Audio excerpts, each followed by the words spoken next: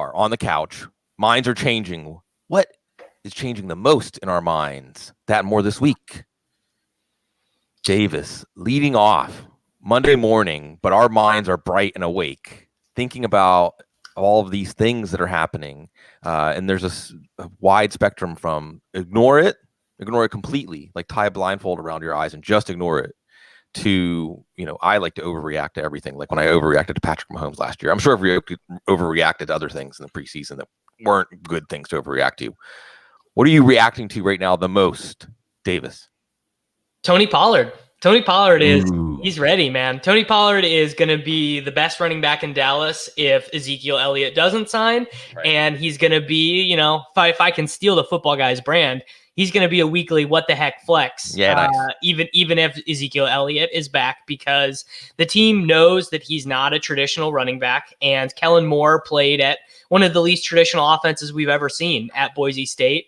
And everything that I've seen out of the Cowboys indicates that all these reports out of training camp about pre-snap motion and disguise routes and all this cool stuff that did not exist in the Scott Linehan offense now does exist in the Kellen Moore Dallas offense. And more importantly, I think Dak Prescott gets it. And if Dak Prescott didn't get it, that would be an issue. Yeah, well, so this whole thing, so now where I'm at with this, Davis, is it's opening my mind to, you mentioned Kellen Moore, of a different Dallas offense that, I want some of this in Pittsburgh, and utilizing the trends, the things that put the defense at a disadvantage before the ball's even snapped, because they declare, because you can contort them and distort them and attack them on your terms, not their terms. If Dallas is doing that, with the array of guys they have, Amari Cooper, Michael Gallup, I'm going to come back to him. He's interesting, but Jason Witten is still functional at his age.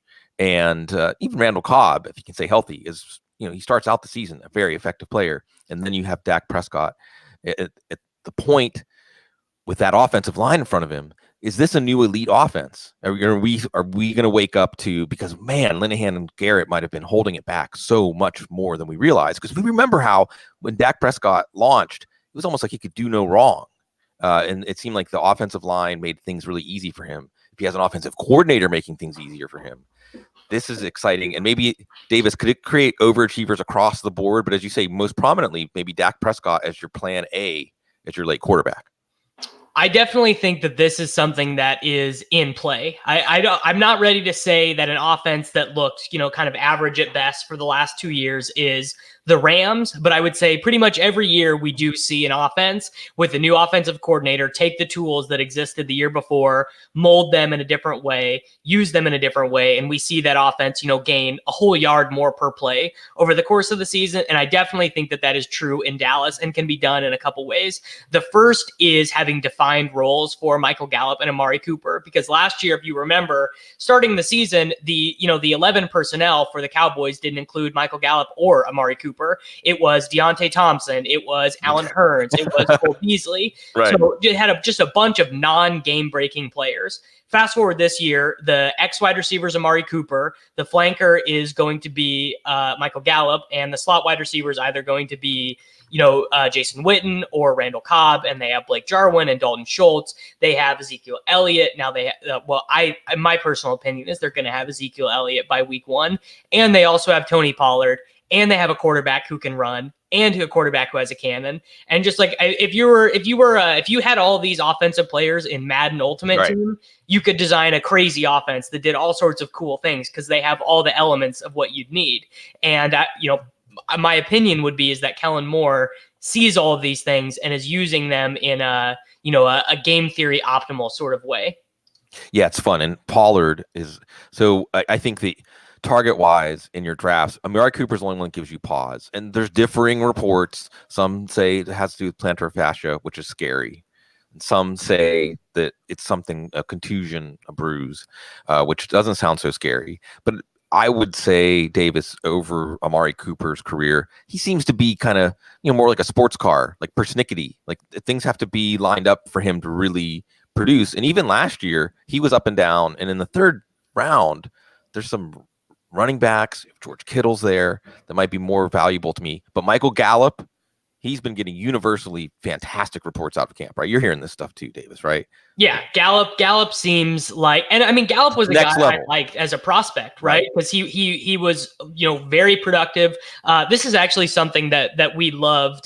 This was actually something that we loved at RotoViz back in the day. But guys who were super productive at junior colleges and then transitioned to a big D1 school and were productive there as well, kind of like a la Cordarrelle Patterson, who by the way, yes, if we want to come back to this, Cordarrelle Patterson, if he was a draft prospect now, he would go in the first round again, but he would go to a team that was ready to use him in the role he's in now, but for 150 touches a year. Yeah, well, and maybe Matt Nagy's going to be that guy. I mean, that's the beautiful thing about free agency in theory, Davis, right? Is that the team that signs a player sees them, we hope they see them with clear eyes and want to use them for what they do. But even in the draft, we think that's true, and it isn't always true. But Michael Gallup, absolutely the late round target. If Amari Cooper's heel is flaring up and there's a problem and he becomes inconsistent like he was at times in Oakland, Gallup could be a number one. He, from all, and this is one of those points where I think you can't ignore camp coverage. Not so much preseason games. We'll talk more about that later, but camp coverage, because when there's that drumbeat, the universal agreement that a player looks different. When people are using language like that, Davis, that's what we're hearing about Michael Gallup, and he could be a number one receiver if he's needed to be. And then you bring up Tony Pollard. What I love about Tony Pollard is the early reveal. This is a big thing for me late in drafts, that I want a player that within 2 or 3 weeks, I'm going to know what I have. And I might have something a lot better than what I paid, or I might just move on. This is why we talked about Josh Gordon the last time we talked. I think we did. I don't know. Oh, I'm sure we did. So I'll use that as a transition. So love Tony Pollard as a late pick. And also Zeke could show up and be fine in that week 1, maybe have some soft tissue injury or something, although I guess he's staying in good shape down in Cabo. I don't know. What about Josh Gordon? Are you going to be more on the aggressive side or conservative side now that it's time to target him earlier in drafts? Well, I just went ahead with my projections and just went full on. I gave him a 21% market share of the Patriots offense. I moved all the secondary guys down. I moved Julian Edelman down a little bit. He came out very high in the projections, and I'm a little bit more conservative in my rankings. I think I made him 63rd overall. So, he definitely draftable compared to his ADP, but not, if we were locked in 16 games, Josh Gordon, we knew he wasn't going to be suspended. And he is on the non-football injury list, but that was kind of to be expected. But my assumption is that there's maybe like a 4-game suspension or coming, just something, because that's no. Goodell's giving him time served.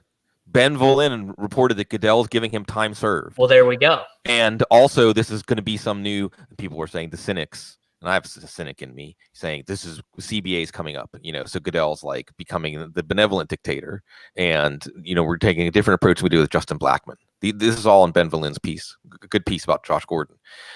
So no suspension coming. So here, Mookie, what's up? He asks in the chat room, I think the where the rubber meets the road, Davis, and I'll add some context. 6th, 7th round of the draft has been a really fertile place to get that wide receiver that you think is going to be a 3rd, 4th round value once the games start. Curtis Samuel, Dante Pettis, Christian Kirk. Panthers wide receiver. What's that? Wrong Panthers wide receiver. Right, Curtis Samuel, sure, but you still have to take him there, right? Like if you were in a draft and you wanted Curtis Samuel, 6th, 7th round is where you're going to probably have to take him. So does Josh Gordon move above your favorite 6th, 7th round? Everybody out there listening is maybe a different name is the name they're thinking. Sammy Watkins. There's attractive wide receivers in that range. Does Josh Gordon take precedence, or do you let him fall 8th, 9th, and then okay, if he starts to fall into your lap, that's where you're taking Josh Gordon? No, he's got to take precedence because he is more than likely going to be the number 1 target receiver in that offense, whereas all those other wide receivers that people like there are not going to be, Curtis Samuel, not going to lead the Panthers in targets. Dante Pettis, not going to lead the 49ers in targets. Will Fuller, not going to lead the Texans in targets. Christian Kirk probably won't lead the Cardinals in targets, And those guys are, I would categorize them all as, explosive but volatile wide receiver 2s with really good upside. And most weeks you'll be comfortable starting them, but they might give you a couple weeks of 3 targets, 18 yards, no touchdowns. I don't think healthy Josh Gordon is going to be doing that. I think Josh Gordon is going to be 7 to 12 targets a week. I think he probably will be their primary red zone passing weapon as well, I'd imagine. Yeah, well, everything, if you go back and watch last year, was positive with the arrow pointing up between Brady and Gordon. And I suppose, so let's start putting some more data points in then. And obviously, these are going to be flavored by your personal take on these guys. But let's just stay within the New England offense. Would you take Gordon over Edelman now? It's so Edelman is a guy who I just pretty much never got because I'm not interested in that archetype of a player in the 4th round. Like for example, I would always take Brandon Cooks or Robert Woods over Julian Edelman. It's so hard for me to say. That's good. We're finding the break point. We're finding. Yeah. I would say I value them very similarly, and it would probably depend on the league type. So like 5th round. What about those Rams guys? Are the is a Cooks, a Woods, a Cup still clearly ahead? Still not Cup, because I have concerns on this knee. I understand. So I would take him ahead of Cup, but I would not take him ahead of Woods or Cooks. What about your man DJ Moore?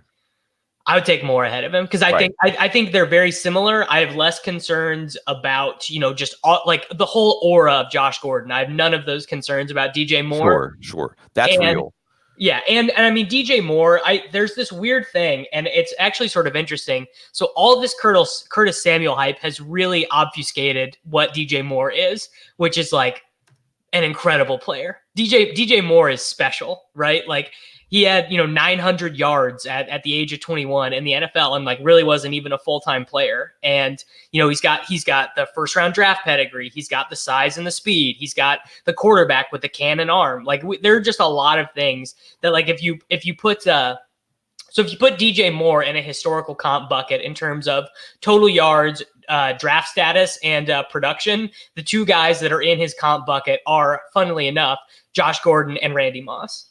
Yeah, it's good. And look, I love the passion about DJ Moore.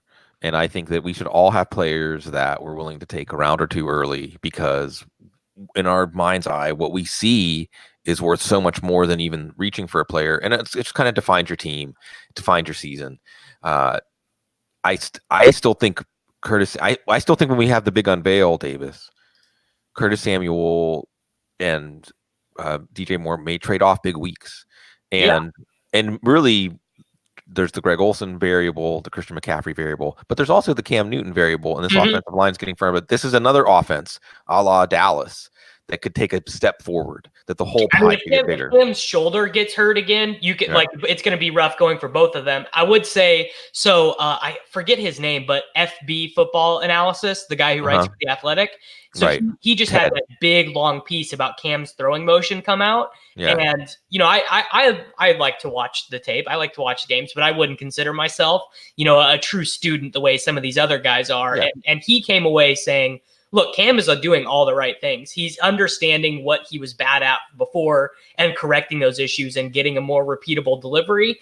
And if that is true regarding Cam Newton, sky could be the limit for this offense. Yeah. I think with these weapons and with a quarterback who is as good at running as Cam Newton is, top overall offense is not out of play for the Panthers.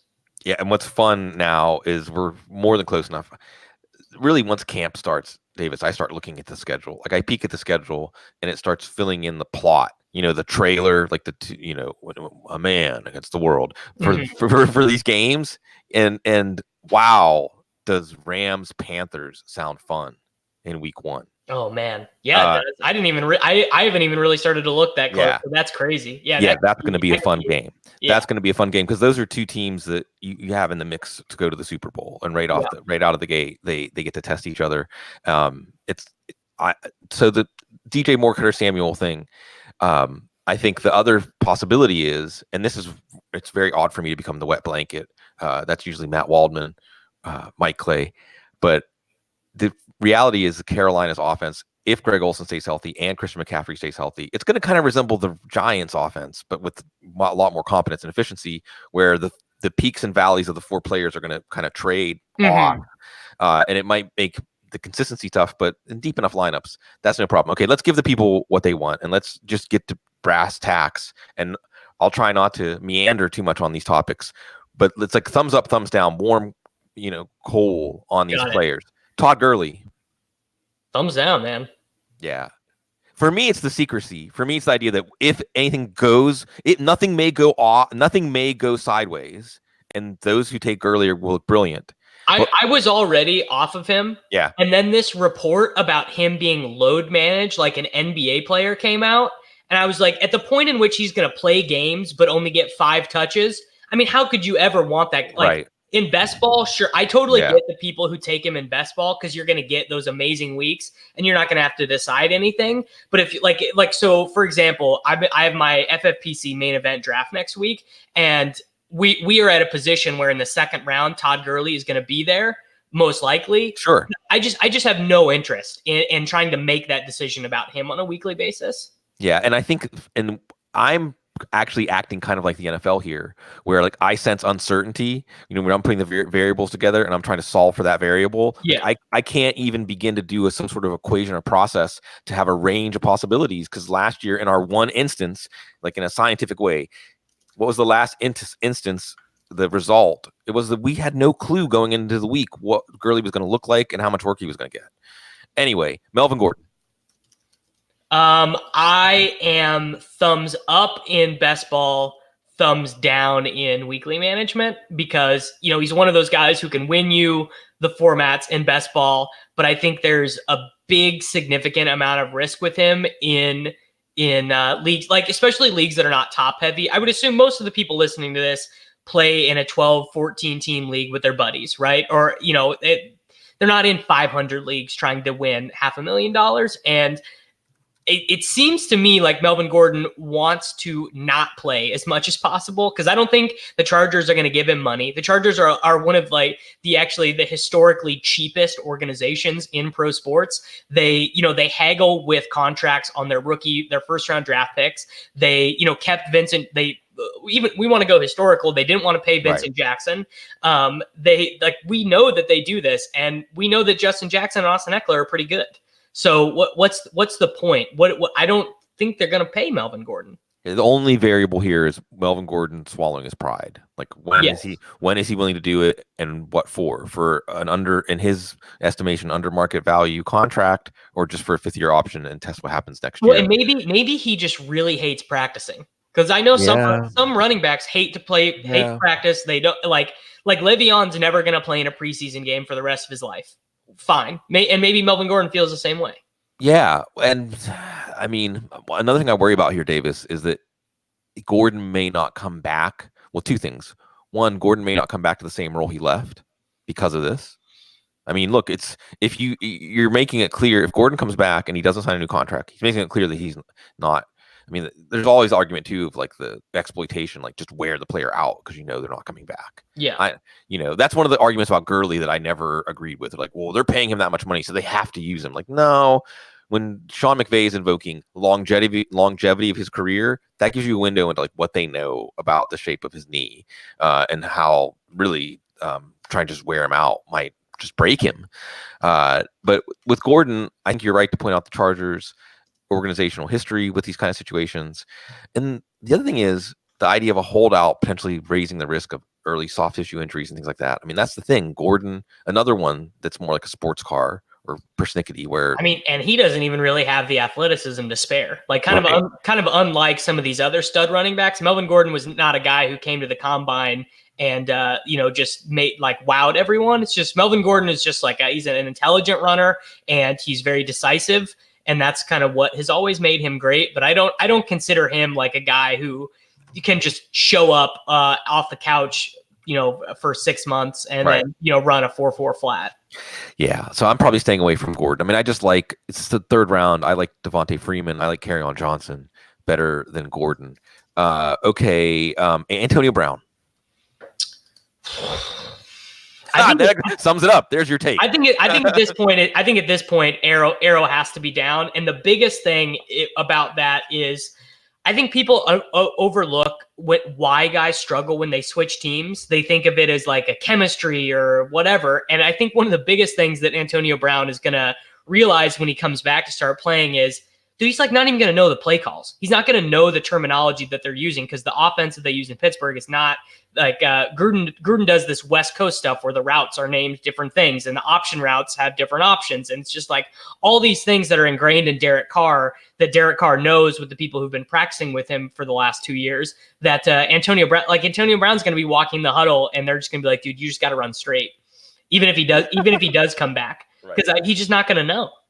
So, okay, so down like how? I mean, if it's like the end of the third round, yeah, I take. Are you him going to take him? Yeah. So, I mean, would you take him over Adam Thielen?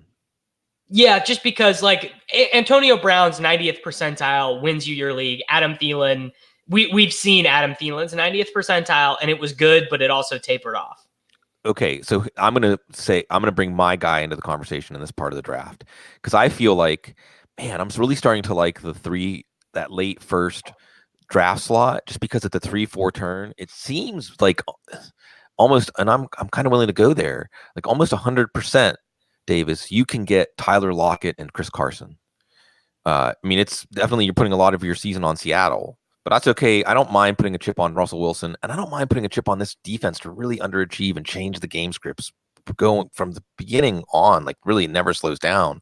You talk about a 90th percentile range of outcomes for Tyler Lockett. Yeah, Lockett could have 111 targets and 12 touchdowns. Like, it could be really crazy. I would say, in general, Mike, the projections that we have are like kind of in line with the market on Lockett. The thing I'm worried about with Lockett is, what happens if David Moore, DK Metcalf, Jerron Brown, Amara Darboreau, any of those guys, if any of those guys prove themselves to be quality boundary options, I would worry about that a little bit for Tyler Lockett. Yeah, I'm getting giddy about Lockett. I'm just getting giddy about Lockett. First of all, because it seems more and more when I think about wide receivers and tight ends, Davis, I think about the quality of the quarterback. Like does it make me feel good to invest in? Like that's why I gravitate back to these Chiefs players. That's why I gravitate to Philly players, honestly, just because I like Carson Wentz's ability to maximize the value of plays. And man, I like Russell Wilson. I mean, he's a passer. His targets are as valuable as. I mean, Tyler Lockett proved it last year. 71 targets last year, right? And he was a solid wide receiver too. Like every week you could play him. And he was coming through. Like his scoring profile matched players going ahead of him in the draft. And if it calls for it, his targets could spike, north of, you said 111. That could even seem conservative if he's working out of the slot and he and Russell Wilson have something good going. And then there's Chris Carson. So anyway, would you take Antonio Brown? So you're obviously not as well, I'll say this, Tyler Lockett or Josh Gordon. Let's go back to Gordon. Knowing how I kind of do the Tyler Lockett thing, I guess the thing is, the older I get and the more I learn about like how markets in general in the world work, I'm less likely to take massive stands against the market like that. So I would say, in a very cowardly way, I would take Lockett. But if you ask me who I'd rather have, like I'm going to go set my lineup week 1, I'd probably rather start Josh Gordon than Tyler Lockett, which is a real cop-out of an answer. Assuming Gordon's full speed and playing. Yes. So one of the other things in the Benville in piece, by the way, and this is why, like, by the way, I know I can't. 5th round, I'm still thinking like Allen Robinson if I'm going wide receiver over Gordon. I think he offers a lot of the same upside, a lot of the same possibilities. 6th round, that's where I start to think about it, maybe. And then we'll see whether he lasts that long. But the Benville in piece, Davis also mentioned that pressure is really a thing for him. Like that's a trigger for him. And the New England's going to really try to manage that. And you even can look at the language from Bill Belichick, and you can see that they're saying like, okay, like he's back in the fold in the organization and the family, but we're going to try to take care of him. And that doesn't mean we're going to just put him out there if it's not good for him, but it's good for the team, or if we sense that. So it's going to be interesting to see what happens with him. What about Antonio Brown thing? So late 3rd, he's probably going to fall to late 3rd in some drafts. Something real is happening. I mean, I can't pinpoint exactly what it is because it's going on with Brown in this organization, but teams are tight-knit families. Mm-hmm. And when Mike Mayock's saying like he's got to show us he's all in or all out, I mean, there is a point where, especially when you're in a new building with a new uniform, new teammates, that you have to show like, I'm here to give everything that you're going to give, considering how things were left in Pittsburgh. And I don't know. We'll see. I mean, the air could clear and Antonio Brown could make people look brilliant and catch 120 passes for 1,400 yards. And, he and David Carr just get into this like Stockton and Malone thing where Carr knows that if he just throws it on the 2 beat, just throw it in his direction on the like count to 2 in your head and throw it to him. He's going to find a way to do it. Then it could be beautiful. But I'm staying away from Antonio Brown against that uncertainty. It's a sense of uncertainty. Uncertainty about AJ Green. That's the next one. Jason Cornell in the chat room. I'll wear a better T-shirt next time, Jason. So AJ Green, let's say like 5th round. So you're obviously moving Josh Gordon ahead of AJ Green. AJ Green, do not draft. It'd have to get to like the 10th round probably for me to want to do it. Talk about an age 31 wide receiver with a lower body injury and a surgery before the season even started. And then they go in to do the surgery and they're like, oh, actually, this is worse than we thought. You're going to be out even longer. It's like, there's not one positive signal for AJ Green. So so because of that, like really decisive take on him, is there a reaction somewhere else in the offense, like Tyler Boyd? Yeah, I got Boyd pushed way up. Boyd or Josh Gordon. Yeah, Boyd. I think you can more or less lock Tyler Boyd in for a floor of like 110 targets, and he has like I can't even who's the best example of like a Pierre Garcon season where it's like the team is horrible. They never win any games. They're not scoring any points, but this awful wide receiver they have is getting 10 targets a game. Right. 7 for 80. Yeah. And sometimes a touchdown. That's fair. So it seems like, Davis, if we were in a draft together, I would pencil you in like DJ Moore in the 4th and Tyler Boyd in the 5th. Yeah. I don't even know that and maybe Josh Gordon in the 6th if Josh Gordon is still there. But, again, this I think is showing people you can wait at wide receiver. I mean, prioritizing positions other than wide receiver early can also work this year. That's one of the things I just wrote master plan last week, Davis. And I really feel like this year, more than any other year that I've written up draft prep stuff, you can really go into a draft with just a list of players you would like at different points in the draft and just stick to that list, like old school, like the way we were drafting 20 years ago when I started playing fantasy football. Like just these are the guys I like, and I'm going to try to go get them because there's not any way to game the system positionally. There's late quarterbacks who can hit, but I still would make a case for Patrick Mahomes maintaining his advantage over the pack and making him a smart pick where he's going. Tight ends the same way. Running back has depth into the 3rd and 4th round, maybe later, depending who you like the rookies, like Miles Sanders and David Montgomery. So give me somebody else. If we're talking about DJ Moore, we talk about Tyler Boyd. Who's another player that's going to end up on your team a lot? Josh Jacobs is a guy that I take a lot. Ooh. And I was pretty encouraged by his usage in that game against Arizona because basically you don't really get 3 down backs in that range. So you look at the guys who are being drafted around Josh Jacobs. It's guys like Sony Michel, not a 3 down back. Guys like Leonard Fournette, don't expect him to be a 3 down back, particularly both of the Patriots guys. Seems like Josh Jacobs is pretty much just not going to leave the field. And when he does, it'll be, he'll concede, I bet, 50 targets to Jalen Richard, something like that. But I don't think Doug Martin's going to be in there. And, actually, it's sort of interesting that they're on the same team together because I think Doug Martin's rookie year is a really good analog to this rookie season for Josh Jacobs, where, they were okay college players. They were okay athletes, but not anything crazy. But they just had all the opportunity waiting there for them. And, they didn't like Doug Martin didn't have a great career, but that rookie year, he got ridden like crazy and he was great for fantasy. Yeah. And I think that Gruden, what he did to Cadillac Williams, Gruden, also you just hear what he's saying, the kinds of language he's using, like how much can Josh Jacobs handle, basically. Like, we're going to have to find that out. So I love Jacobs. And look, Davis, early, like right after the draft, I was taking Jacobs in the 3rd round a lot. And then I started looking more at Devontae Freeman and thinking, man, he's been a top 5 back already. There's nobody. You talk about a situation where there's nobody. Brian Hill is going to be interesting coming on, but there's nobody in his way. And offensive line, Dirk Cutter. There's no one in the way except for the fact that his body's going to. Yeah, but his offseason has been like the opposite of Todd Gurley, right? His offseason's been like everyone's like, he's good. He looks good. Like he looks like Devontae Freeman. Like the organization's like, he looks like that guy that we missed, But you're right. 2-3 games into the season, you see him limp off, and you're like, why did I spend a 3rd round pick knowing this? But it does give you the potential for the top 5 reward. Because he's already done it. Like, he can do it. He's 27, so he's not over the hill. And then Kerryon Johnson's the other one. Kerryon Johnson. Dude, they were taking him off the field for Dan Anderson in the preseason. Yeah, okay. So can Matt Patricia and Darrell Bevel really mess this up that badly? And you're right. They did it already. They did it last year. They with LeGarrette Blunt. An assumption of rational coaching. This assumption of rational coaching, like I don't want to say I coined that. It sounds like self-aggrandizing. I but think I guess, you did, though. Honestly, yeah. I think you were. I mean, you probably weren't the first person to ever make the concept point. Yeah. But you were the first person to say that. Yeah, just this idea that we in fantasy football say, well, of course, this is what they'll do. It's like what I said earlier about if a team drafts a player, they're going to use him to his fullest potential in a way that he can excel, as opposed to frustrating him and putting him in something that he's not very well equipped to do.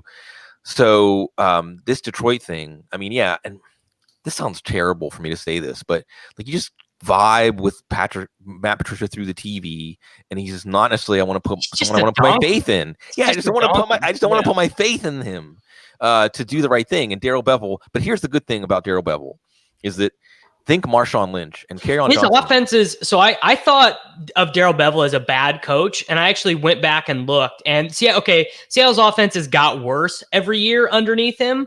But they did have some really good years. However, I'm a little inclined to give a lot of that credit to Russell Wilson and not so much Darrell Bevell. Marshawn Lynch. Yeah. And that's the thing is that with a team with that philosophy, and Kerryon Johnson was that kind of runner at Auburn, where it's give me the ball more. Like the word I would always use with Adrian Peterson was like he was like seething, like you'd see him get out of a pile and it's like his body's like pulsating, like this.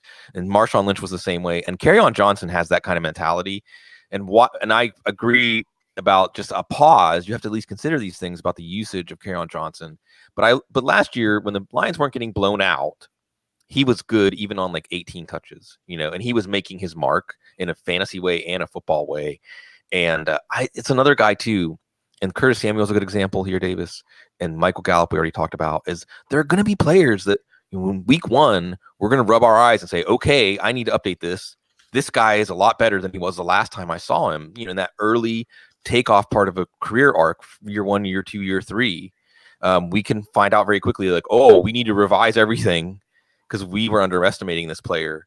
And I think Kerryon Johnson could be that guy, but I think Josh Jacobs could be the right answer in the 3rd round too. So that's one of the fun things, is that you can get a running back 1 in the 3rd round if you pick the right one this year. God, so many different things going on. I mean, we could go in just about any direction. I guess tight end, we haven't talked a lot about tight end. Like, what strategy, what players are you gravitating to right now? So I really like, obviously, to take Travis Kelce when you get that late pick in the 1st round, pick 8 through 12. I like Hunter Henry in the 6th round. I think that's pretty good value. I think I could very easily see him leading the Chargers in receiving touchdowns. And my 2 late round guys who I load up on the most are Greg Olsen and Jack Doyle. And in fact, on best ball teams, I take them both in tandem a good percentage of the time. I was very encouraged to see Jack Doyle playing in the preseason.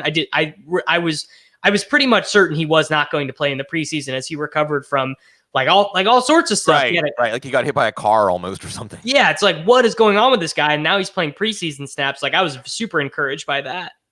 So let's pivot quickly, and then I'll go back and get some more, tight end juice the vein there of tight end evaluation strategy. About Andrew Luck and this stuff, is it changing the light that you view the Colts? I don't think there's any reason to take Luck anymore anyway. Like, to be honest, I moved Luck down to quarterback 10 like 2 weeks ago, and I'll probably move him down to like quarterback 15 now. Like, there's just, why take on risk for an unknown upside, considering this defense could be better? And I think this team wants to be more like a ball control, like New England style offense, in terms of the late New England the last few years, where Tom Brady's not a great fantasy quarterback, even though he could be if he was asked to run a pass heavy offense. What's happening in your mind with the Colts right now, Davis?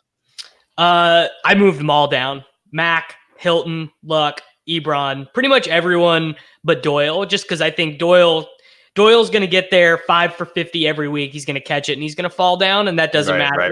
That doesn't matter who's at quarterback. Doesn't matter how efficient the offense is. But yeah, I'm worried about Luck. This is the 2nd time in 3 years that we've had some sort of unexplained injury going on with him and the Colts medical staff. And it doesn't seem like a situation that is lending itself to an easy solution. Yeah, like avoid uncertainty. I mean, avoid uncertainty unless the potential reward could tilt your league. I don't think that Todd Gurley can do that. Melvin Gordon has only done it for one full season, 1 out of 4 times. So, it has to be compelling. And the Colts, T.Y. Hilton was looking fantastic in the 3rd round. Davis, fantastic. But now, I love Hilton, the player. And he's another one that universally the camp reports out of Indy are like, he's had his best camp yet. He looks like he's ready to play the best football of his career. But maybe not on our fantasy teams. Okay, so going back to tight end, I want to run this past you because this is something that's happening in my mind a lot because I'm with Kelsey. I love Kelsey. I like starting drafts with Kelsey. I like the idea of locking in the player that I think can be the clear number 1, although George Kittle's catching up. We'll talk about that too. We were going back and forth with this morning. George Kittle is catching up to Kelsey, but man, Kelsey, Mahomes, getting those targets, the situation there. And I was locking that in as high as the 6th pick. But now I keep Davis, and you mentioned Hunter Henry, and he's a compelling player. Evan Ingram's compelling with all the problems with the Giants. All right. What about OJ Howard? And I keep coming back to like all these targets are vacuum out of Tampa. Yeah. We know it's going to be an aggressive passing offense. We know how big the pie can be. And people are looking at Chris Godwin as they should. And by the way, just to go back for data points, Chris Godwin or DJ Moore? It's Godwin, but it's like by a hair. Okay, so maybe you're taking Godwin in the 4th and Boyd in the 5th. If I can start my draft, David Johnson, James Conner, Amari Cooper, Chris Godwin, DJ Moore, Josh Gordon. I'm basically logging out and just assuming that my auto drafted team the rest of the way is just going to win. Yeah. Would you take Josh Jacobs over Amari Cooper in the 3rd? It would honestly depend on how I was feeling at that. Like, okay, but they're like interchangeable. They fit depending on how your team is being built. They're close in overall value. So but the thing with OJ Howard. So we're looking at Chris Godwin, and look, Chris Godwin in the 4th round might look great. I mean, he could easily catch 100 balls for 1,200 yards and 6 or 7 touchdowns. That doesn't seem outlandish at all in that offense. Mike Evans, Davis. Every time I put together my wide receiver ranks, I want to put Mike Evans in that Julio, Hopkins, Adams, Beckham tier, because why not? I mean, he's going to have an increase in targets. He's another one by all accounts looking as dominant as ever, if not more dominant on that field. But there's this tide, Davis, it can rise to lift all 3 of these ships because Rashard Perryman, better Cleveland career rehabilitator. That's something to wrap your brain around. But he gives you that deep edge. I don't think they love what's going on with Justin Watson right now. Doesn't seem like it. Evans could see so many targets. I know. Evans could see Antonio Brown 190. Yes. Like, it could just be crazy how many targets he sees. Yes. Yeah. Well, and Howard was a top 5 or 6 tight end last year, getting about half the target rate of your Ertz, Kittle, Kelsey's. So I'm not saying he gets up to Ertz, Kittle, Kelsey level, like 130, 150 targets. What if he gets to 100 targets or 110 targets? We were just talking about we've been talking about 110 targets as this great number for Lockett or for Tyler Boyd or DJ Moore, whoever. But 110 targets at tight end is even more valuable, even though Howard's going in the same area of the draft as those players. And we saw how efficient and lethal he was. And he's another player year 3. So that's what's exciting about him and Ingram and Hunter Henry is all of them are at that ascendant, could be a steep ascendant part of their career arc. Do you want to cool me down here on OJ Howard? Is there any wart that I'm not seeing?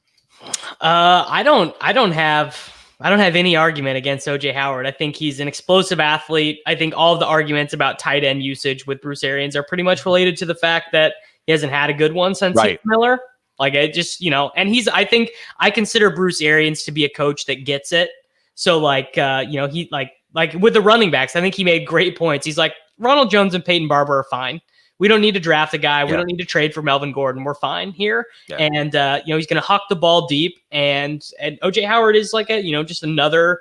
And I think OJ Howard will probably play more like a 3rd wide receiver than an inline tight end anyway. So he's not leaving the field. I mean, it's so far based on preseason usage. He's really and people forget that Cameron Brate is like coming back from injury. I don't think he's like full speed yet. So some of those times where OJ Howard lost snaps in the past was to a player who's not even at full health. Yeah, I'm not worried. But Cameron Brate don't scare me about him at all. And there's a lot, and you get the potential right answers at tight end. Jared Cook has to be mentioned. A lot of positivity, the idea of the part of the playbook coming back. he's fine in that offense. Drew Brees, his targets are valuable. Ben Roethlisberger's targets are valuable. Vance McDonald's not leaving the field. He could be a right answer at tight end. And then you get to like the Jack Doyles of the world, and the players who either old or haven't done it yet, Dallas Goedert and Mark Andrews. And I can definitely tell myself a story about any number of those guys, Davis, like 8 or 9 of them. Like, Tyler Eifert with AJ Green out. He could start at the season, very valuable. He could be a weekly starter and then ride it and see, it's like a car that you buy for $1,000 to try to drive across the country. And if it gets you to like, Illinois, or then at least it got you part of the way. And that's a fine approach at tight end if you're waiting late. But I like taking one at least those top 8 or 9 who could give you a distinct advantage at the position. Because my mind, Davis, is already thinking ahead to playoffs. This is why I've been talking about a Mahomes-Kelsey draft plan. What do you think of a Mahomes-Kelsey draft plan? So I like it in, again, formats where, all that money is up top and you're really thinking about week 16. High stakes. So although they do play Chicago. They do play Chicago week 16. Yeah. Well, so I'm Mahomes is not scared of anybody. Mahomes exactly. He doesn't care. I would say for like that format, the draft best ball championship, very interested in it. I can't in a weekly management league. I love Mahomes. I just don't take him. It's just so hard for me to pass when I know, Lamar Jackson, Kyler Murray, Cam Newton, Dak Prescott, all those guys are waiting there for me in the double-digit rounds. Yeah, there's so many. And quarterback is another one where the analogy I used in the master plan this year, Davis, was like being on the elevator. And like, do you want to be the last one on the elevator? Like everybody else got on the elevator and keep riding it. Because, Lamar Jackson looks good. Jared Goff often is falling 12th, 13th, 14th quarterback. Dak Prescott, 14th, 15th, 16th quarterback. Not Tom Brady. Even Tom Brady, one of the things about the Josh Gordon story is, well, now Tom Brady becomes a more interesting as a fantasy quarterback when he was really an afterthought. So it seems like quarterback is easy, but at the same time, I still think it's going to matter. Here's my one quick take on Mahomes. This comes back to something that sounds really boring, Davis, but we always say, know your scoring lineups, know your scoring lineups. But you know, right? Because you do even expert drafts where it's clear that some of the people in the draft with you aren't aware of some scoring or lineup deviation from the norm that changes player values. And that's where you can maybe sneak up on people with Patrick Mahomes, because there are larger leagues like 16-team leagues or leagues with distance touchdown bonuses, game performance bonuses. Now Patrick Mahomes' value becomes much, or obviously Superflex 2 quarterback leagues. I think there's an argument for him to go number 1. So there's so many different possible answers at quarterback. Yeah. Where are you at with rookies? Preseason's big.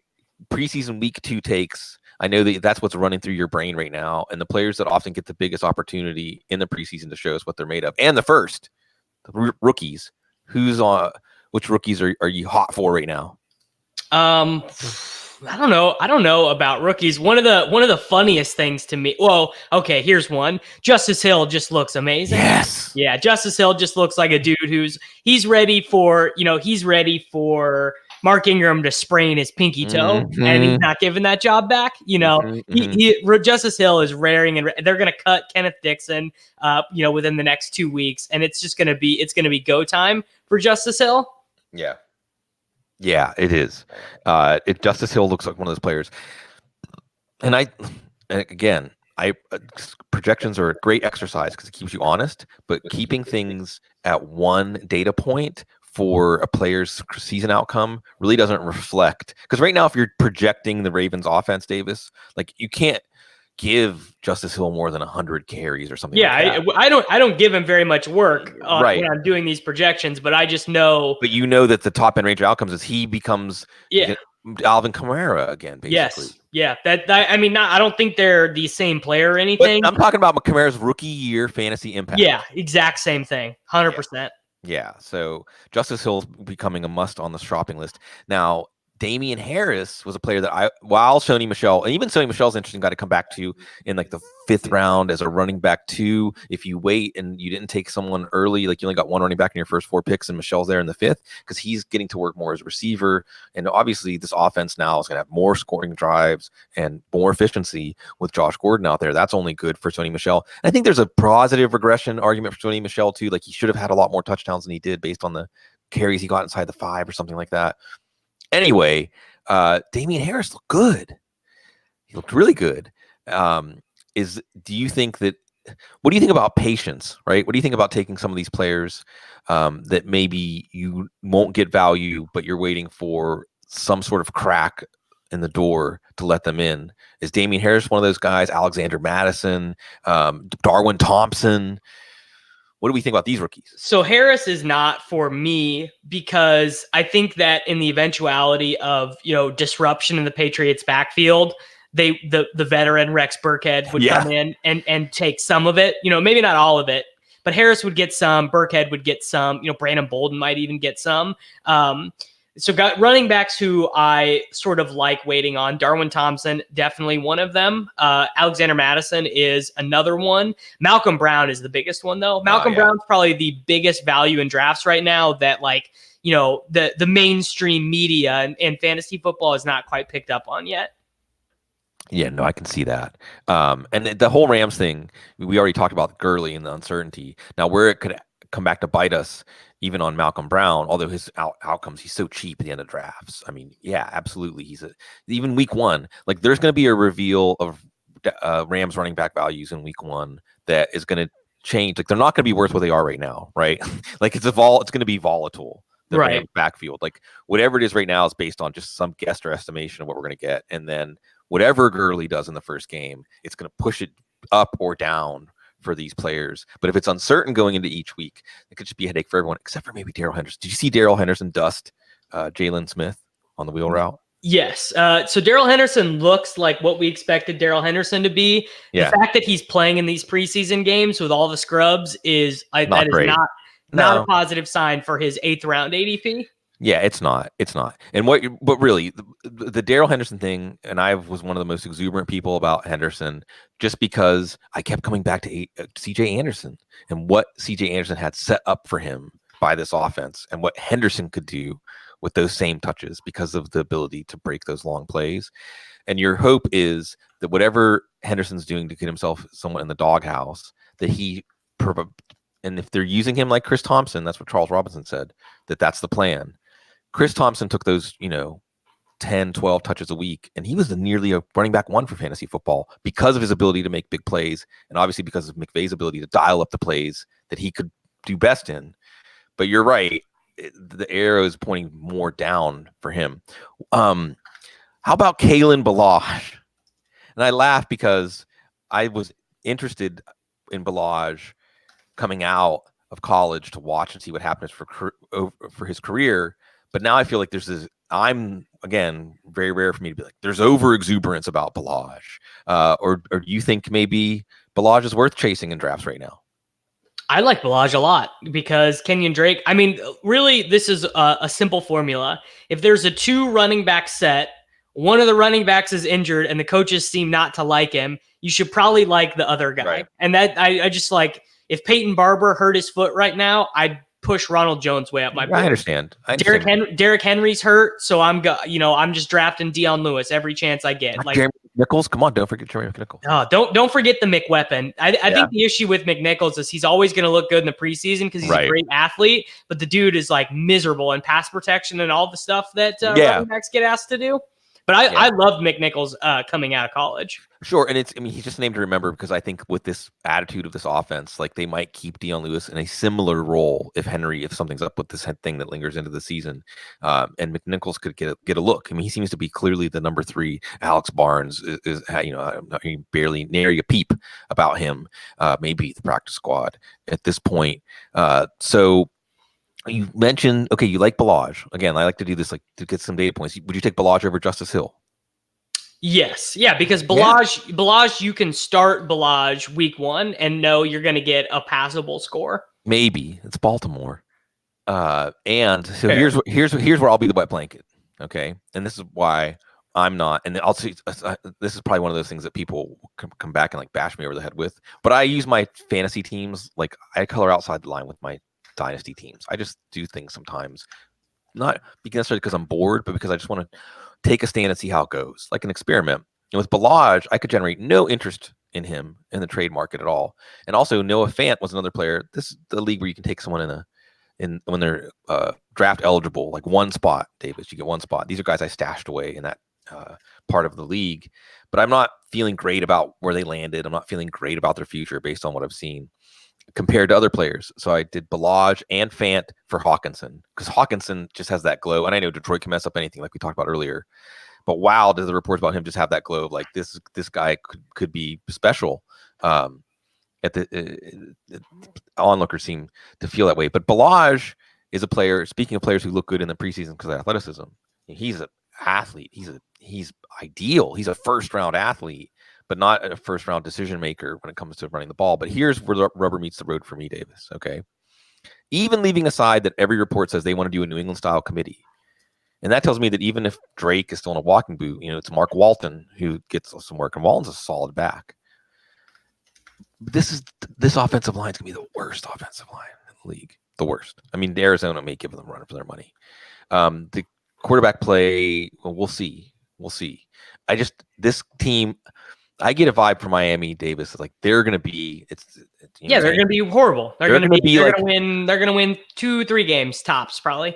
And yeah, they're not just gonna be the worst team this year. They're gonna be one of the worst teams like the last 5 years. So it's just not a situation that's prime for success. But Balaj could just mess around and break these like 70-yard runs because he gets enough touches. So there's your volume-based argument. So it sounds to me like you're positive enough on Balaj to take him. So let me give you another one because here's another guy I'm becoming really positive about: Balaj or Duke Johnson.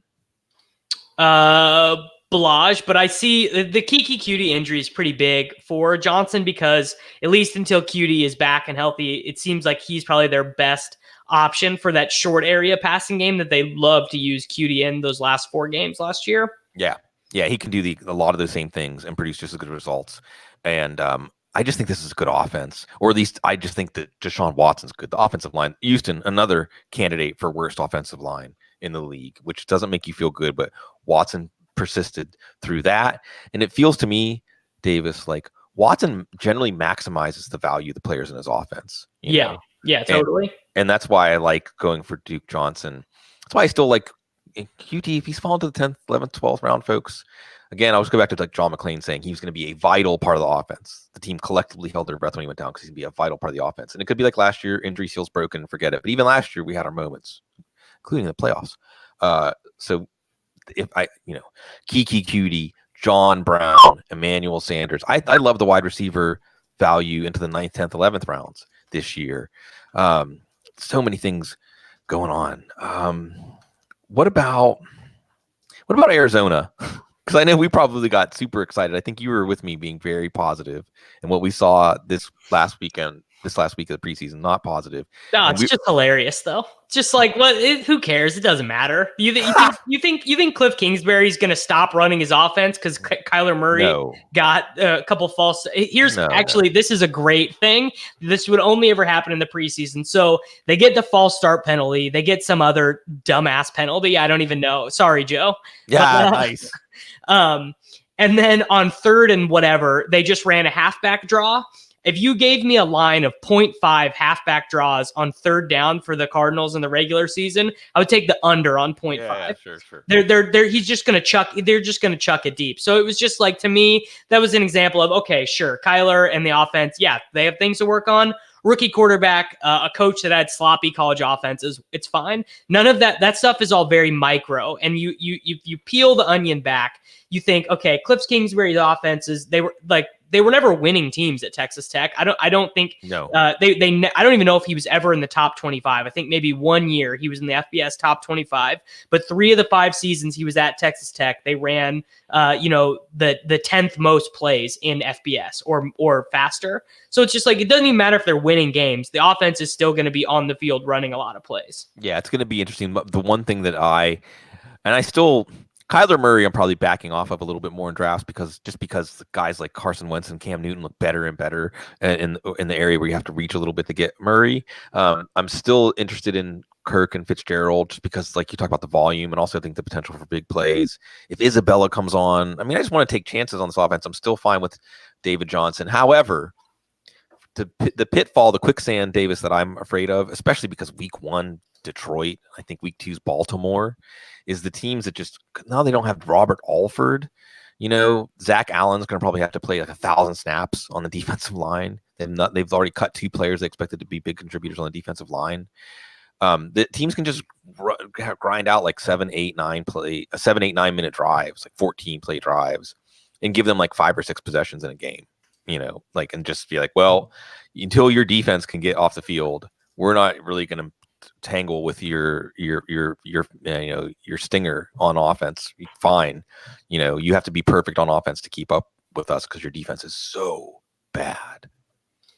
Yeah, I mean that's going to be the Cardinals. The Cardinals D is going to give it up in fantasy. Like the defense is not very. Carry on Johnson week 1, baby. Yeah. That's going to be a real thing.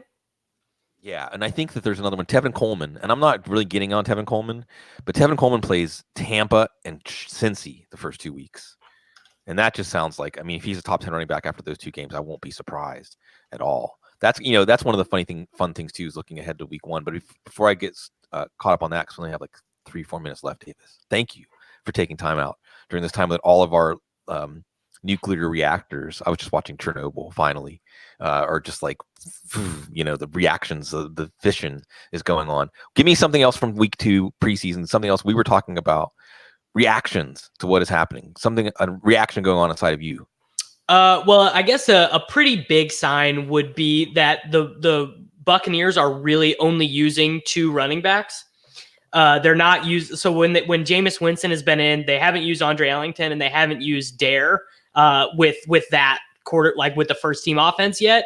And if the running back touches on that offense are just just Barber and just Jones, I think things will be fine. Yeah, it's interesting. I don't find myself gravitating much to backfields that I see a clear split unless I think it's a potentially great offense. So maybe like Sanders and Howard are more fascinating to me than the Miami guys or the Tampa guys. Washington, like I'm not taking a Washington running back this year. Right. I would take Chris Thompson every while. Yes.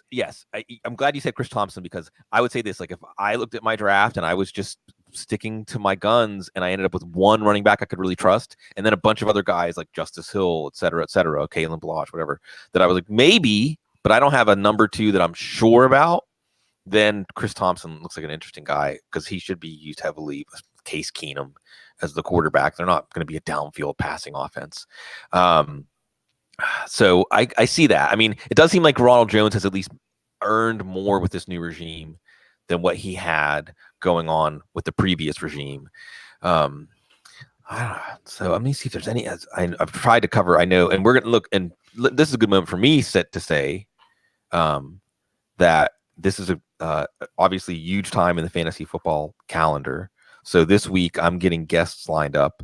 I'm working on having Charch and Evan, and Chris Harris is going to be here, and Davis, RotoExperts. Follow him at Davis Mattek, and it's great. I gotta take just while I'm going through my stuff. Yeah, Carlos Hyde's going to get cut. Yes, he's so bad. Yeah, he's Darwin so Thompson. Bad. Darwin Thompson's ADP is going to jump up to like the 10th, 11th round. Yeah, we can anticipate it. Yeah, Damien's going to be the starter. I don't really have much concerns about that.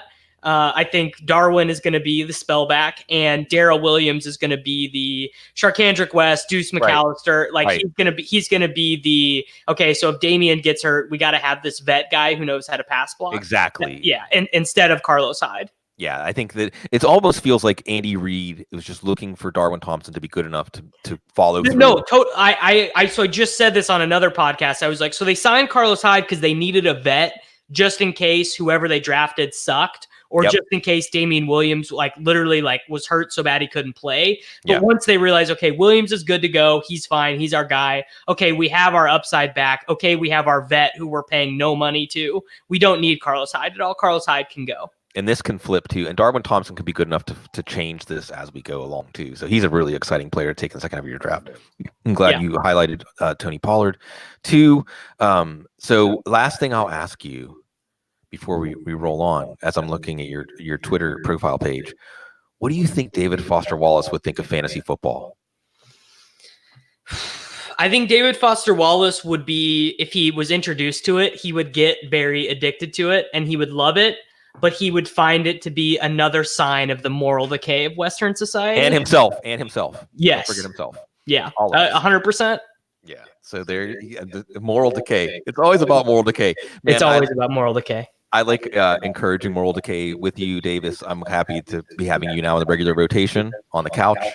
And we have 2-3 visits left before this story is written this year. So thank you everybody out there for creating this fantasy football industry so that people like Davis and I can just get to hang out and be ourselves. And that's our contribution to society. And so we were toasting to that before we started. And here's a toast to everybody out there who has to be somewhere maybe that is a little more difficult than being a fantasy football analyst as your occupation. So thank you, everybody. The everyday heroes, Davis. Like when I go and somebody who's working a service job, a bottom tier service job, is like genuinely present and human with me, I feel like you're a hero. You're a hero. You're helping the world hold together, because without those people, we'd all get a little more impatient. So you're our everyday heroes. Thank you, everybody. And as always, stay so very classy.